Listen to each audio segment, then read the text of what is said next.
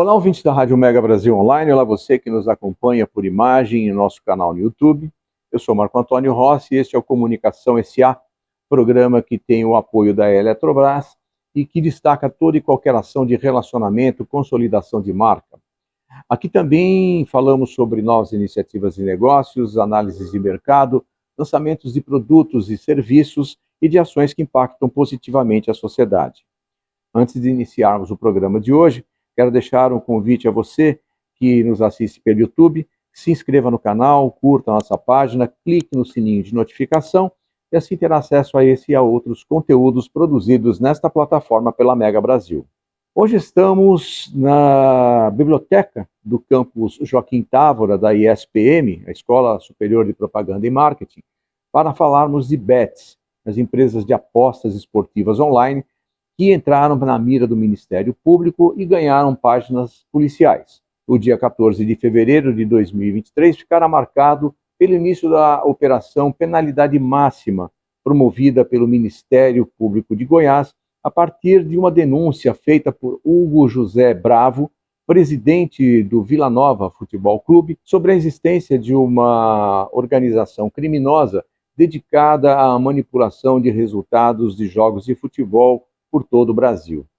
De lá para cá, houve muita investigação, prisões e até a criação de uma lei federal, a 14.790 de 2023, que regulamenta o funcionamento das bets no Brasil, que continuam firmes e fortes.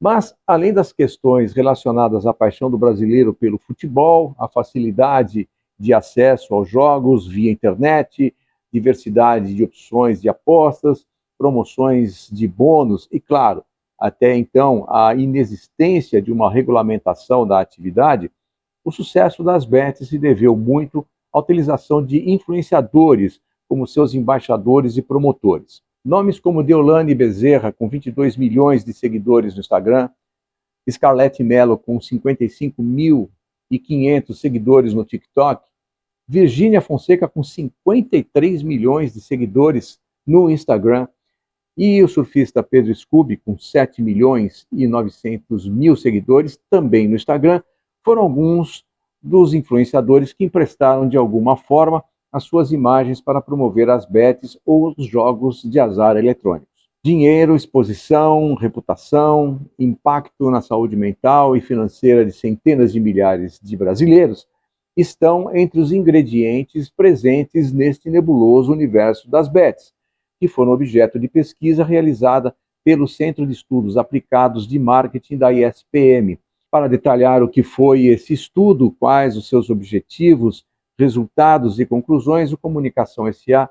conversa com Evandro Luiz Lopes, diretor acadêmico de pesquisa e pós-estricto da ESPM e coordenador desse estudo. Professor, muito obrigado por estar aqui conosco no Comunicação S.A. Eu que agradeço, Marco, é um prazer. Professor, vamos começar descrevendo o que é o Centro de Estudos Aplicados de Marketing da ESPM, a área responsável pelo desenvolvimento dessa pesquisa sobre a qual falaremos a seguir. Muito bom. Então, obrigado pela oportunidade. A ESPM fica muito feliz de estar recebendo a Mega Brasil aqui nas suas instalações. O CEAM, ele está sendo concebido, ele foi concebido como um centro de pesquisas aplicadas em marketing, né, o nome já é bem descritivo, porque a gente sentiu uma necessidade grande de fazer contribuições para a sociedade de uma forma mais imediata, né? Nós somos uma escola de negócios, mas o CEAM foi desenvolvido aqui na pós-graduação Lato Sensu, que é a área da escola que faz pesquisas científicas, né? E a gente sentiu a gente foi muito impelido a levar uma visão científica, metodologia científica, para entender situações do dia a dia e fazer contribuições aplicadas, né? E aí nasce, e a gente queria ter um centro que fosse exclusivamente com essa natureza, de conduzir pesquisas aplicadas. Pesquisas aplicadas são pesquisas que tentam resolver ou tentam jogar luz a problemas sociais atuais, como forma de gerar insights para a solução, como forma de alertar a sociedade para alguns riscos, como forma de alertar o governo para situações que vêm ocorrendo, de forma contínua, né? Então, a gente vai lançar oficialmente o centro aí nos próximos meses, mas a gente já começou a ter uma pauta de pesquisa bastante intensa, e a primeira que a gente já finalizou é essa pesquisa que a gente vai conversar hoje sobre as bets. Bom, então nós estamos falando aqui de uma pré-estreia. Uma pré-estreia, uma avant-première, Uma premiere. que aí o lançamento oficial, evidentemente o Mega Brasil vai ser convidado para estar aqui com a gente, mas a gente está pensando em fazer logo após o Carnaval, o lançamento oficial. Muito bem. Vamos falar agora propriamente sobre a pesquisa. Como e por que do interesse de desenvolver uma pesquisa em torno das bets? O que essa figura de tão especial que ela tem chamou a atenção do Centro de Estudos Aplicados de Marketing? Então, o Centro de Estudos ele vai sempre tentar olhar problemas sociais atuais, né? E se a gente pega na mídia, nos últimos tempos, várias matérias apareceram sobre bets, né?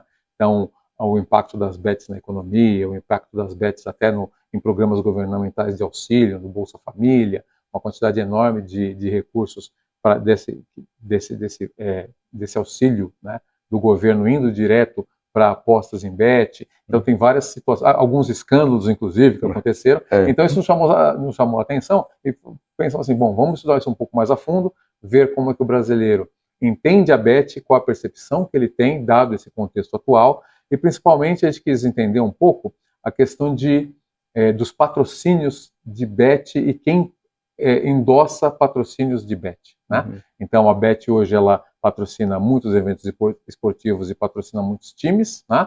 E ela é patrocinada por muitas celebridades. A gente queria entender essa relação. O que sobra para o time do patrocínio da bet, o que sobra para o campeonato, para os eventos esportivos, e também o que sobra para a celebridade que endossa essa bet, né? Então a gente queria entender essa relação porque era uma perspectiva importante. Se a gente pensar que mais de 60% das propagandas hoje veiculadas tem algum tipo de endosso, ou de uma celebridade, ou de uma autoridade, entender essa relação, e tem que ser uma relação de troca na realidade, né? A celebridade ou a autoridade empresta a sua reputação para a bet, ou para a marca que está sendo endossada, e a marca tem que ter um ganho, mas a celebridade, o endossante, não pode ter uma perda, né? Então é isso que a gente queria entender, se dado essa visão que a sociedade, ou entender qual é a visão que a sociedade tinha das bets, entender, dado essa visão, o que estava acontecendo com a reputação dessas celebridades ou das marcas que as bets estão envolvidas. Muito bem, professor. Ainda a respeito da estrutura da pesquisa, quanto tempo foi empregado no desenvolvimento desse estudo? Qual a força de trabalho que foi envolvida? E qual a metodologia que vocês utilizaram para chegar à conclusão desse estudo? Pesquisas quantitativas, a gente tem dois grandes grupos de pesquisa na realidade, né? Um é a pesquisa qualitativa e outra é a pesquisa quantitativa. A pesquisa qualitativa vai envolver uma amostra menor e vai tratar os problemas em profundidade de uma forma quase que ground theory, né? Quase que desestruturada, vai aprendendo conforme vai avançando com a pesquisa. Esse tipo de pesquisa, ele é rápido na concepção, e depois que você tem o dado, ele é demorado na análise, né? Então, tem o seu tempo de maturação. Pesquisa quantitativa, você já parte de premissas teóricas prévias, né? Faz a coleta de dados, e como você já tem hipóteses que você vai testar, o teste estatístico é muito mais rápido, né? Então, você demora muito mais na concepção, e depois que você tem o dado na coleta, e depois que você tem o dado, a análise é simples. Mas eu posso dizer para você o seguinte, a jornada inteira entre a concepção do instrumento de coleta, seleção da amostra, disparo, coleta do dado e análise do dado, e aí depois do dado coletado a gente vai gerar insights sobre esses resultados, foi um período de 90, 95 dias. Tá? Então é um esforço grande.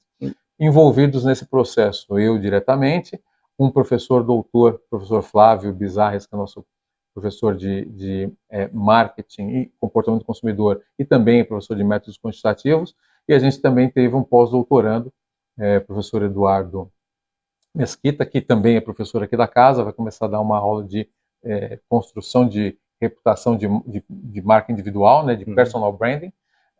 Então nós três envolvidos diretamente e um parceiro de coleta de dados em painel. Né? Então a gente teve um esforço, e aí tem uma parte também do back-office, né? Tem o pessoal que faz a parte do gráfica, o pessoal de RP, então é uma equipe grande que está envolvida no CEAN. Na condução das pesquisas. Professor, uma questão que o senhor acaba de levantar relacionada à marca pessoal. Um fenômeno que acontece nesse mundo digital é que praticamente todas as pessoas se tornaram influenciadoras. Você tem essa capacidade de colocar seu rosto, dar a sua opinião e, de certa forma, você acaba engajando pessoas. Isso, até algum tempo atrás, era uma questão muito amadora. Acontecia dentro de um ambiente muito amador, muito improvisado.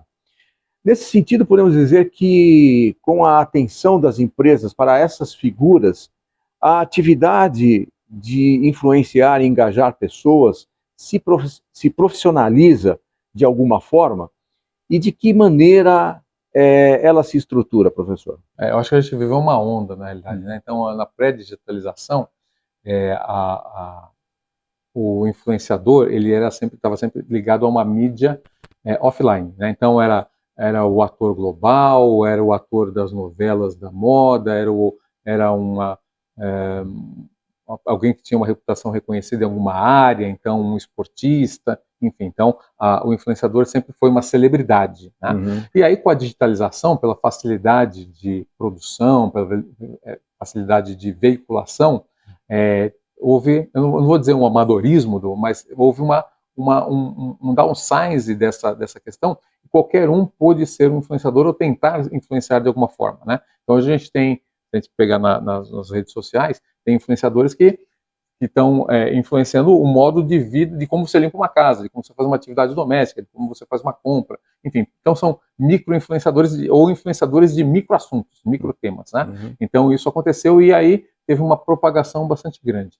E o que a gente está vivendo agora é o retorno, é uma maior, não vou dizer profissionalização, mas um refinamento desse processo, né? Uhum. Porque o internauta, ele não quer mais uma produção feita de qualquer jeito. Evidentemente, o espontâneo é legal, mas lá para um TikTok da vida, mas eu vou prestar atenção em quem tem uma boa produção, em quem tem um domínio do assunto, em quem se torna dominante naquela área, naquele tema. Então, eu estou vendo que haja vista que até pouco tempo atrás, para você ser relevante como influenciador, você tinha que ter milhões de seguidores. Uhum. Hoje em dia, você tem que ter, não precisa ter os milhões de seguidores, mas você tem que ter engajamento da sua rede de seguidores e extensão, tem propagação, né? Então, a sua comunicação tem que chegar a pontos que aquele que, de repente, com menos pessoas, mas que aquele que tem milhões, de repente, não chegava, né? Uhum. É um público mais qualificado,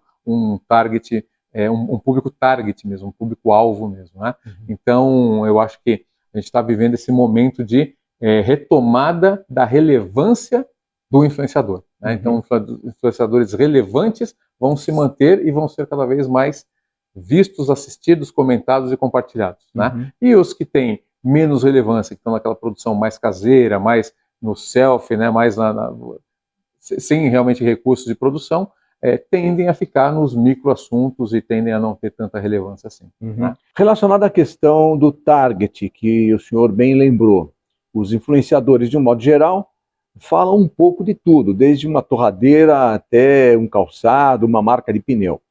É possível falarmos de target em figuras que são tão abrangentes na sua abordagem de produtos ou abordagem dos seus clientes? Eu acho que porque mesmo aqueles que são mais generalistas, porque eu estou vendo uma forte construção de influenciadores especialistas, né? Então falam de uma categoria de produtos, maquiagem, são consistentes em maquiagem. O outro fala sobre moda, são consistentes em moda. O outro fala de moda de luxo, são consistentes em marcas de moda de luxo, né? E tem também os generalistas que aproveitam a sua reputação pessoal para falar sobre vários assuntos, vários temas, várias marcas e vários produtos, né? Mesmo assim, tem um engajamento, tem um target desse generalista que é dado pelo perfil, né? Então, o perfil do público que acompanha um determinado ou uma determinada influenciadora ou influenciador, ele tem uma característica um pouco mais homogênea, está se homogeneizando, né? Então, vai ser possível estabelecer targets, e já é possível, né? Tem várias agências que já fazem esse trabalho de indicar os melhores influenciadores, dado o target do seu produto, da sua marca, né? Então, mesmo para quem é generalista, eu acho que isso é uma realidade hoje. Muito bem, estamos apresentando o Comunicação S.A., que hoje recebe o professor Evandro Luiz Lopes, diretor acadêmico de pesquisa e pós-estricto da Escola Superior de Propaganda e Marketing e coordenador da pesquisa que analisou os aspectos reputacionais em torno do universo das bets. Nós vamos para um breve intervalo e voltamos dentro de instantes com mais Comunicação SA. Até já!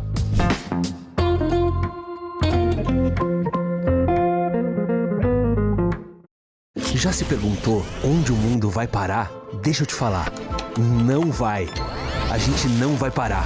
A nossa energia vem do movimento que nos faz continuar avançando. Vem do vento, da água e do sol. É por isso que a gente produz energia 24 horas por dia, 7 dias por semana. É a energia que revoluciona, que gera o novo, que faz da Eletrobras a maior companhia do setor elétrico na América Latina e líder em energia renovável, que nos torna também líderes no segmento de transmissão, que nos move na direção da transição energética e nos faz incansáveis na busca das melhores práticas. E essa energia que não para, agora pode impulsionar a sua empresa.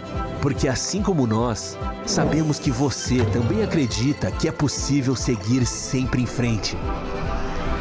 Eletrobras, energia que não para.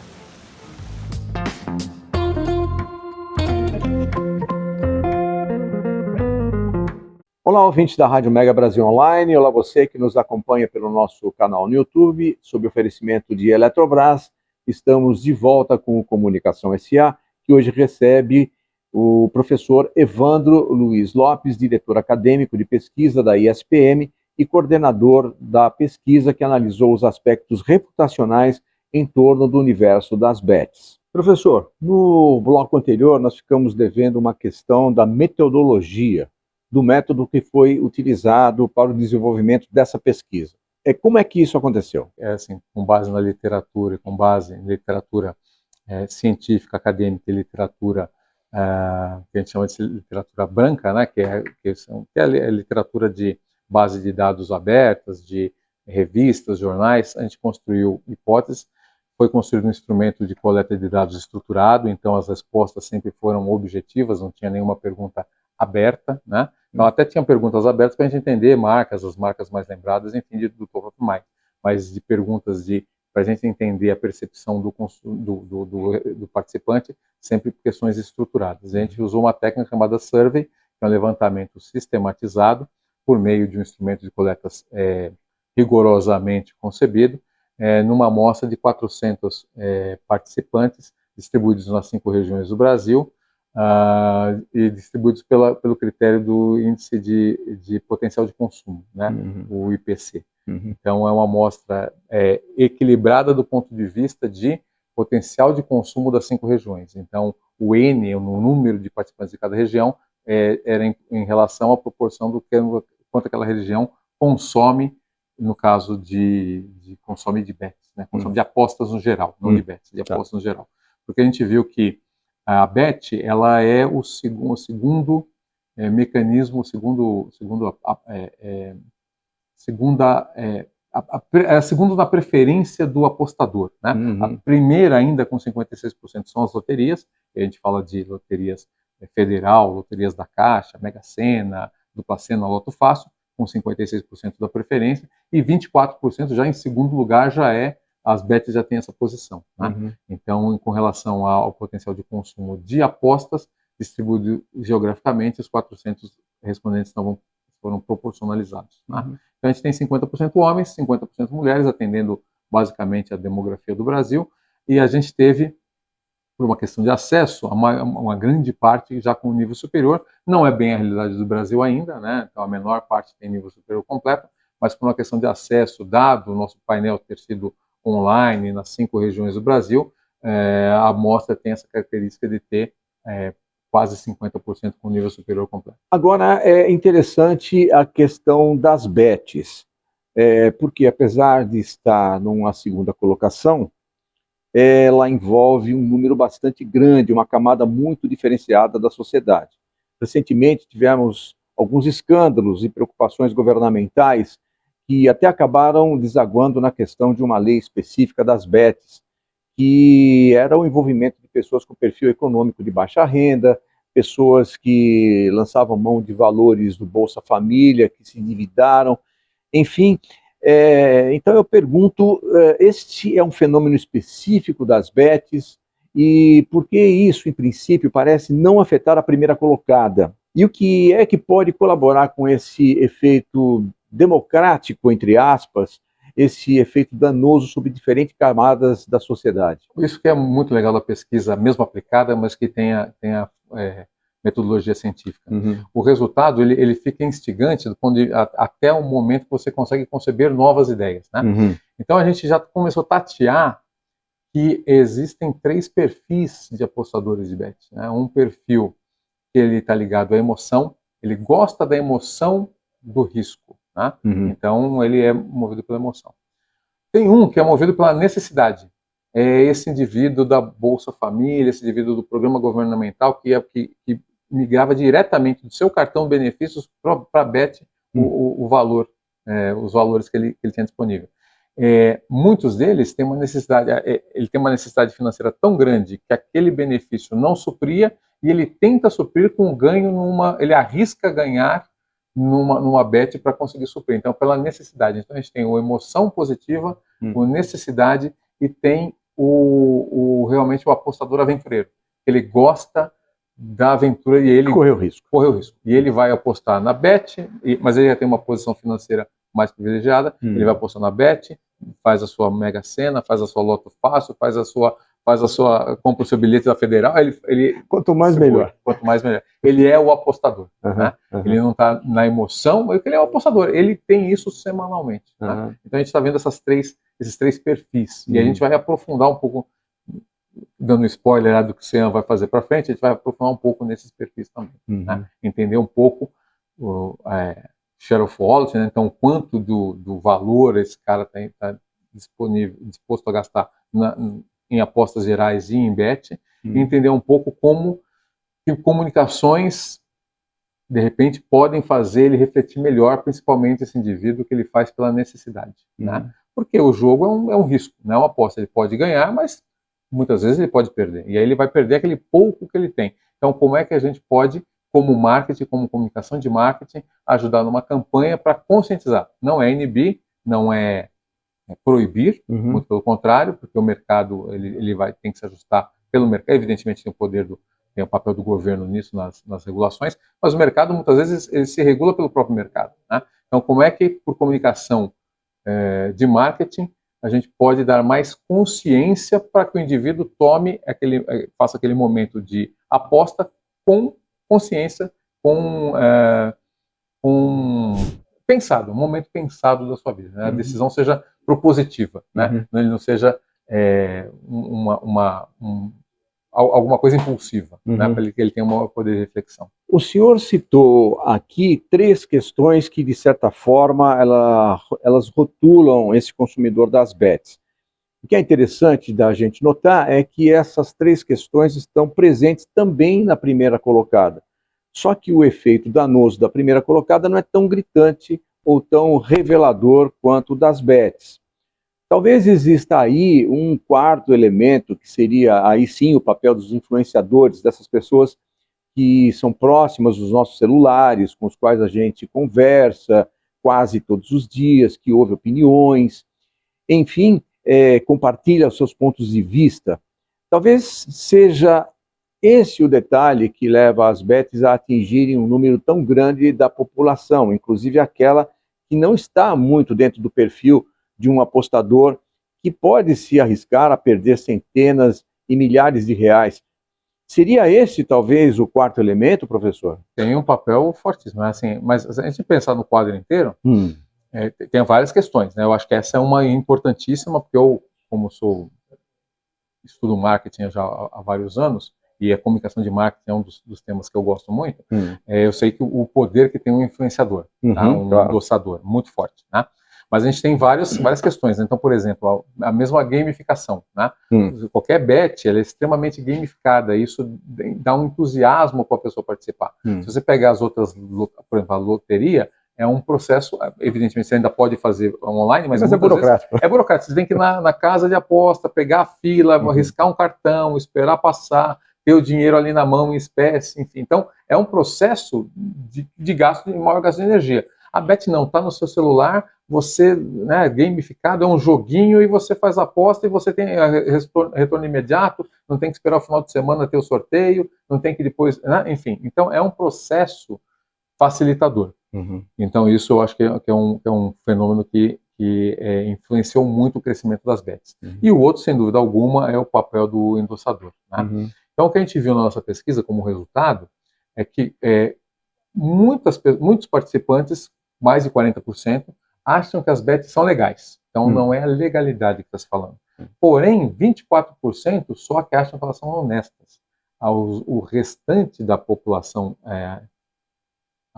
analisada não entendem a bet como honesta. Acham que a bet não é transparente e pode ser que manipule, dados que a gente viu aí na mídia nos últimos tempos dos escândalos da bet, pode ser que ela tenha um comportamento não ético, muitas delas, né?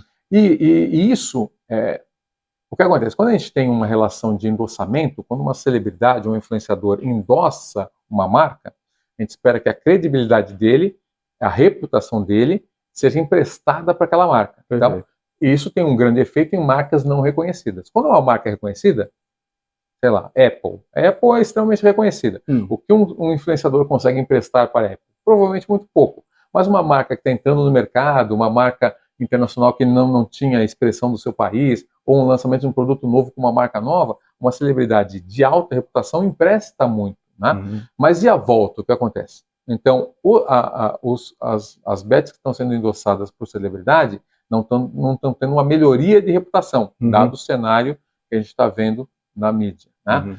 E para a celebridade está afetando a sua reputação, né? Então, mais de 60% das pessoas acredita que quem avalia mal, quem acredita que a bet não é honesta, acaba levando essa não honestidade, esse problema ético, para o endossador. Então, o endossador é entendido como menos leal, menos honesto, menos verdadeiro, menos cuidadoso. Então, isso está começando a denegrir, a prejudicar a reputação da marca pessoal dessa celebridade, desse influenciador. Então, isso é um fenômeno que a gente raramente vê, né? É muito comum a gente ter a troca a transferência da credibilidade para a marca.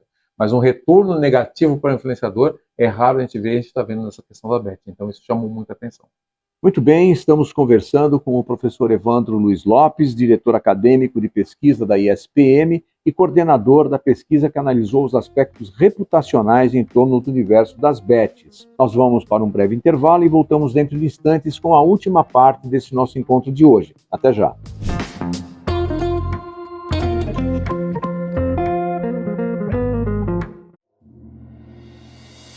O planeta está mudando. O clima está mudando. E este é um fenômeno que atinge todos os continentes. 2025 será conhecido como o ano em que o mundo atingiu o limite pré-colapso ao ver sua temperatura ultrapassar 1,5 grau acima da média pré-industrial. Os cientistas consideram esta marca um ponto de inflexão fundamental para o planeta, além do qual as chances de calor extremo, inundações, secas, incêndios florestais e escassez de alimentos e água se tornarão ainda mais desfavoráveis para a vida como a conhecemos.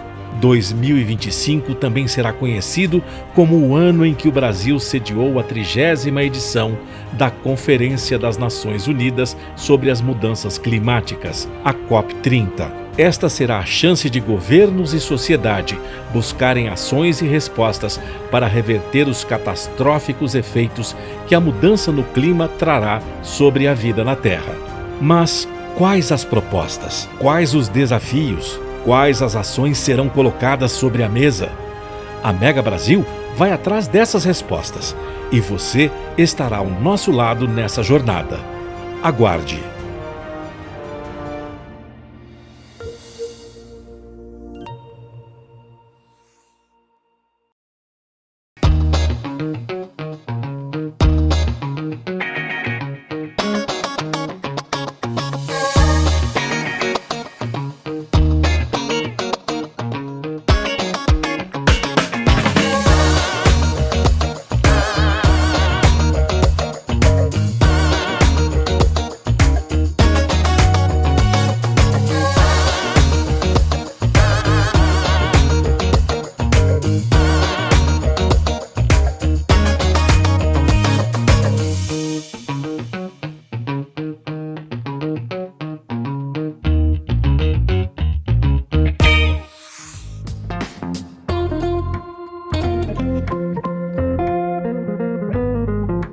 Olá, ouvintes da Rádio Mega Brasil Online. Olá, você que nos acompanha pelo nosso canal no YouTube.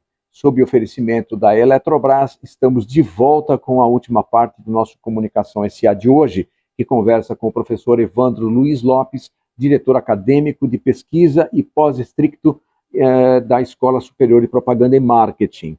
O professor Evandro coordenou a pesquisa e fez uma análise sobre os aspectos reputacionais envolvendo o universo das bets. Professor, eu queria falar agora um pouco sobre o influenciador enquanto empresa.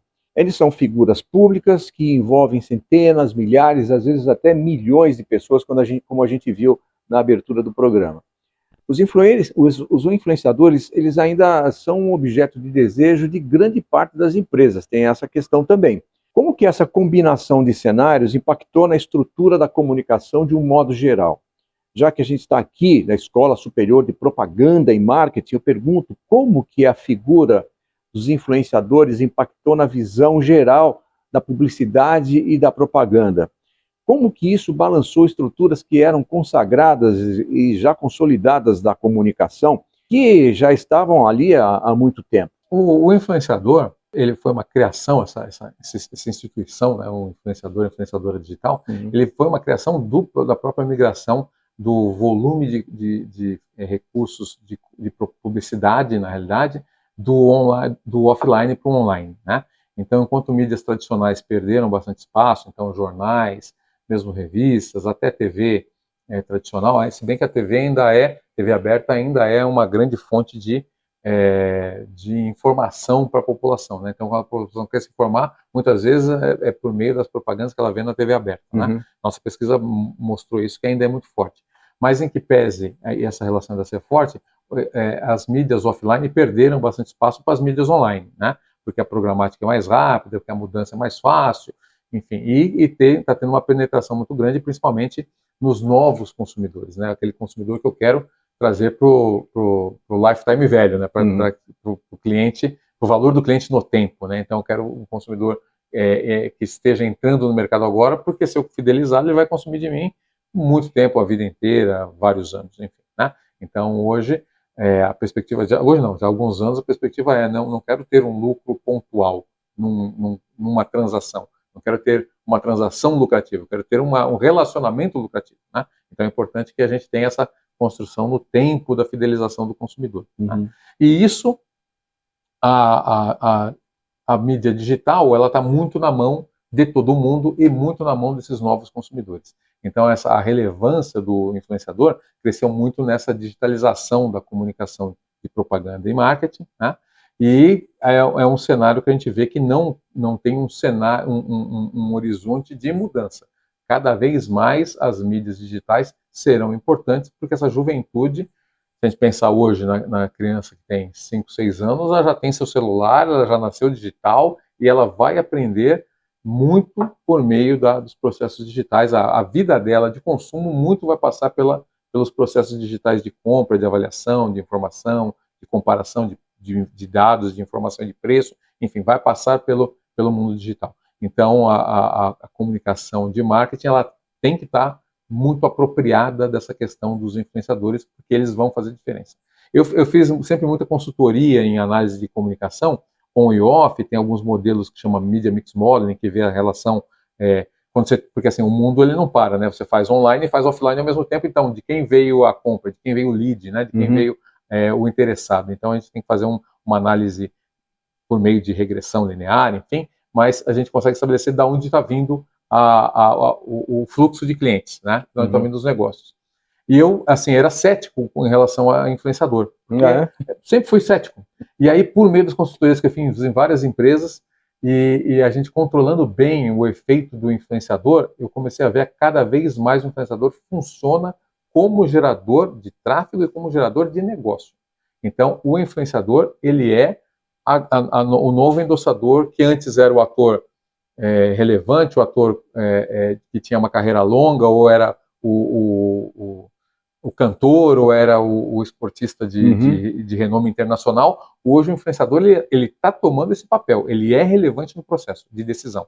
As pessoas param para essa atenção e muitas vezes são influenciadas do ponto de vista de comportamento, de consumir, dado a opinião porque eu confio naquela figura, né? Então, é realmente muito importante. E essa figura, que ela é uma pessoa, mas na realidade ela é uma marca, né? Porque muitas vezes a pessoa, ela constrói uma persona e vende essa marca e vende esse posicionamento, né? Se essa marca não tomar cuidado com o que ela endossa, dado que a gente está vendo agora um efeito rebote, não é só o que eu empresto, mas é o que eu estou endossando, o que está trazendo para a minha reputação.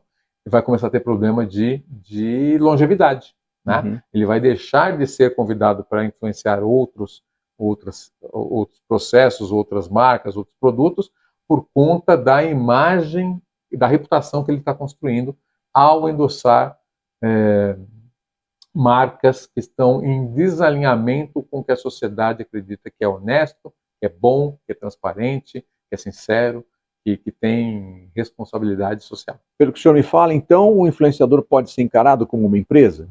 Com as mesmas preocupações, com as mesmas obrigações que uma empresa tem? Uma marca, assim, é a mesma coisa de um grande banco endossar um campeonato, com uma celebridade, um influenciador endossar um produto, ele tem o mesmo papel, né? Ele está emprestando a sua credibilidade para aquela marca. E só que a marca, dado o posicionamento ou o comportamento social que ela tem, pode levar a um prejuízo para esse endossador, para essa celebridade. É um exagero a gente imaginar que em algum momento o influenciador pode pautar as suas ações com base em alguns, ou se não em todos os pilares de ESG? Eu acho que isso deveria ser mandatório na vida do influenciador. Deveria ser mandatório. Eu realmente entender profundamente qual é o papel daquela empresa, quais são os valores daquela empresa, daquela marca, para ver se eu vou associar a minha marca àquela, né? Em todos os pilares, em responsabilidade social, financeira, longevidade, ética, fiscal, ecológica, né? Então, ok, essa marca, os princípios dela têm a ver com os princípios que eu acredito, então eu vou endossá-la, né? Senão ele vai correr um risco de ter um desalinhamento da sua reputação, tá? Reputação é extremamente importante. Esse aspecto, de certa forma, está no foco da ESPM, a pergunta que eu faço, né? A escola é uma marca cuja reputação precede o próprio nome.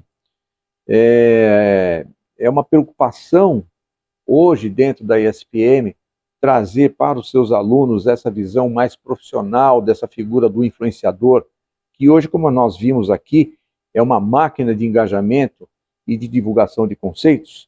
Isso está no foco da ESPM e de que maneira, professor? A ESPM ela tem muito claro, ela tem um papel de preparar o profissional do futuro, muito claro. Né? Então, o nosso presidente ele fala o seguinte: olha, nossa responsabilidade não é com o aluno, nossa responsabilidade não é com o pai do aluno, nossa responsabilidade é com o emprego do aluno, é com o futuro do aluno, porque a gente acredita que a sociedade vai avançar, que o mundo vai melhorar quando bons gestores estiverem encabeçando as grandes organizações, as médias organizações, as pequenas organizações, as ONGs, o governo, são as pessoas que fazem a diferença nas instituições, né?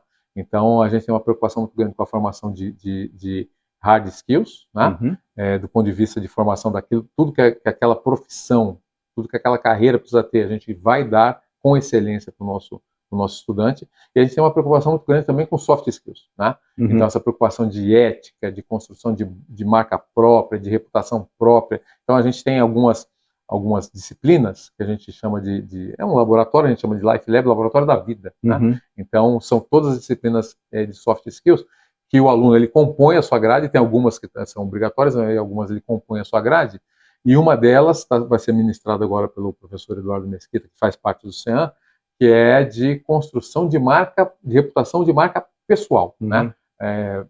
Personal Branding Reputation, né? Então, como é que a pessoa deve, quais são as melhores práticas para você ter uma reputação adequada no meio acadêmico, no meio empresarial e na sua vida, né? Então, o que é legal, o que não é legal, o que convém, o que não convém, do ponto de vista de mídias sociais, do ponto de vista de posicionamentos, do ponto de vista de como fazer.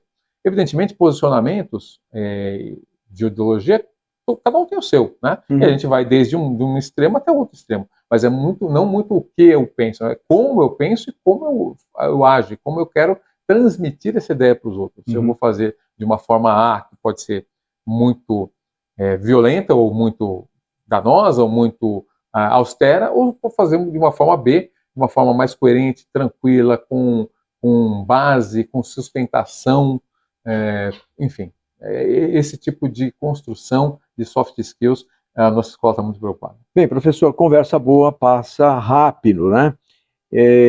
Então, infelizmente, como nós estamos chegando ao final do nosso encontro, mas eu gostaria de saber, em relação à pesquisa, qual a contribuição acadêmica que ela deixa para os alunos que daqui a pouquinho vão estar nas empresas, assinando cheques, assinando contratos, contratando esses influenciadores e talvez até trabalhando para alguma BET. Qual a contribuição acadêmica que essa pesquisa deixa para esses alunos? Bom, ela trouxe bastante, no nosso documento final, a gente traz bastante insights, tanto práticos imediatos para os gestores que estão aqui, como para os futuros gestores, né? Então, tem uma questão muito forte de transparência, uma questão muito forte assim, meu avô falava isso, né? Eu gosto muito do meu avô, foi uma figura muito importante na minha vida. Ele falava isso: não basta você ser honesto, você tem que mostrar que você é honesto, você tem que parecer que você é honesto. Então, ser honesto, ser ético, ser transparente, ser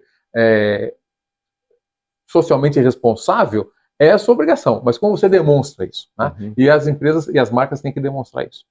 Por outro lado, a gente teve uma questão teórica não vista ainda, né? Então, uma questão que a gente vai avançar academicamente, inclusive, provavelmente a gente vai ter mestrandos e doutorandos avançando nessa linha teórica. É esse efeito para o endossador, né? Até então, a literatura acadêmica no mundo traz uma questão de mão única, né? O endossador ou celebridade, e pode ser um endossador offline, ou quando ele é online é a celebridade, ele empresta para a marca. Essa questão do rebote para o influenciador foi muito pouco vista, ela é vista pontualmente em questões assim de desastres, né? De disaster recovery mesmo, enfim, de contorno de emergências, né? Um problema muito pontual, mas de forma consistente. Essa foi a primeira pesquisa que mostra esse efeito dialógico, né? Então, tem um caminho de ida e um caminho de volta. Eu endosso emprestando uma reputação, só que a reputação da marca ela vai voltar para mim também, na minha construção, na construção da minha reputação. E então, é constante desde o momento da assinatura do contrato. Evidente. Isso tem que ser pensado, inclusive, antes, né? Então, antes de eu assinar um contrato, e evidentemente, como é um negócio, a pauta muitas vezes é financeira, né? Então, eu pego uma oferta boa, vou me associar. Mas, assim, essa boa oferta financeira pode virar um problema de longevidade, né? As outras pautas financeiras interessantes que viriam na sequência podem não vir, dado que eu estou me atrelando a uma marca que eu não deveria. Então, isso é uma questão, assim, para os nossos alunos, a gente tem vários alunos que querem seguir nessa carreira como influenciadores. A gente até tem alguns que são, inclusive, né? Que já tem uma monetização até da sua atividade de influenciador e influenciadora. Mas isso é uma questão que a gente tem que ensinar desde agora, né? Então, assim, ok, você está emprestando a sua reputação, né? Então, só que a sua reputação pode ser arranhada também na volta. Então, como é que você lida com isso? Então, isso vai fazer parte de um processo de formação. Por certo, estará no próximo curso sobre reputação, que começa quando, professor? A gente vai ter agora, a partir de março, já tem uma turma com a professora Tatiana, excepcional professora, ela conhece muito, inclusive ela vai liderar um laboratório que a gente vai formar assim que ela acabar o mestrado dela, né, que ela está qualificando agora e é definido até o final do ano. A gente vai formar um laboratório de reputação de marca, tá? Para estudar profundamente, academicamente e aplicadamente essa questão de reputação de marca. Seguramente voltaremos a falar e a conversar a respeito desse tema, professor. Muito obrigado. E assim chegamos ao final do nosso encontro de hoje do Comunicação S.A. Eu quero agradecer ao professor Evandro Luiz Lopes, diretor acadêmico de pesquisa e pós-estricto da Escola Superior de Propaganda e Marketing, que esteve aqui conosco conversando sobre a pesquisa focada no universo das BETs, desenvolvida pelo Centro de Pesquisa de Marketing desta instituição de ensino. Professor Evandro, muito obrigado por estar aqui conosco nesse Comunicação S.A. Eu que agradeço, Marcos, satisfação. E obrigado a você também que esteve conosco até aqui. Semana que vem tem mais Comunicação S.A. Até lá.